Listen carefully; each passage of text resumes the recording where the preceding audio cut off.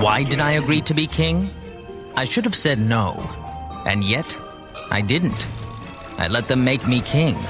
I let Bastille persuade me. I let them set me up high. The battle begins. Why?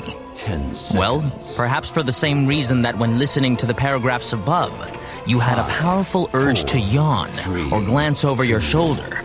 Talk about something long enough and people will start thinking about it. It's kind of like a twisted, funky kind of mind control. Bastille was a princess.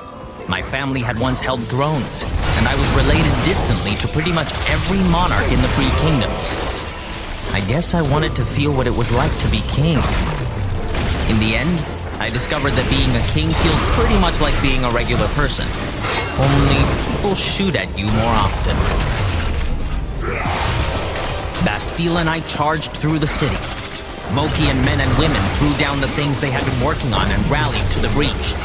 Bastille slipped her sunglasses on and I nodded to her. She took off at a much faster speed, leaving me behind as she used her enhanced Kristen speed to dart toward the disturbance. I ran much more slowly, but I made a fair showing of it. The last half a year or so had been very good for my constitution.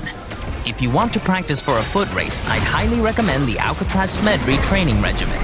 It involves being chased by librarians, half-metal monsters, evil apparitions, sentient romance novels, fallen knights of Pistalia, and the occasional evil chicken named Mo. Our success rate in training foot race winners is 95%. Unfortunately, our survival rate is about 5%, so it kind of balances everything out. A group of Mokians filled in around me, running at my same speed. At first, I thought they were joining me to rush to the scene of the disturbance. However, they were keeping too close.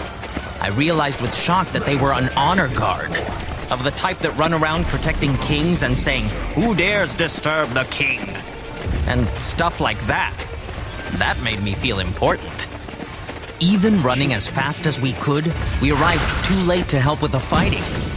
The librarians had come out of a large gopher-like pit in the ground of a wide green field, near what I'd later learn was Mokian Royal University. Some bodies lay on the ground, and it made my stomach twist to see how many were Mokian. At least they weren't dead. Of course, being in a coma was worse in many ways. You may be shocked at how civilized war is out in the Free Kingdoms. However, realize that they do what they do for a reason. If the librarians could capture Tuki Tuki, they could get the antidote for the sleeping sickness, and they'd get nearly their entire army back to keep fighting, moving inward, to conquer more of the Free Kingdoms. It made sense for the librarians to encourage the use of the Coma guns and Coma spears. This latest group of librarian infiltrators, strangely, looked like they'd surrendered soon after climbing out of the hole. Why hadn't they fought longer? They stood with their hands up, surrounded by ragged Mokian fighters. Bastille watched nearby, arms folded, looking dissatisfied. Likely because she hadn't gotten a chance to stab anyone. The Mokians should have been happy to have won the skirmish so easily, but most of them just looked exhausted. The field was lit by torches on long poles rammed into the ground, and boulders still struck the dome protecting the city. Each one seemed to crack it a little bit more. We can't hold out. Look!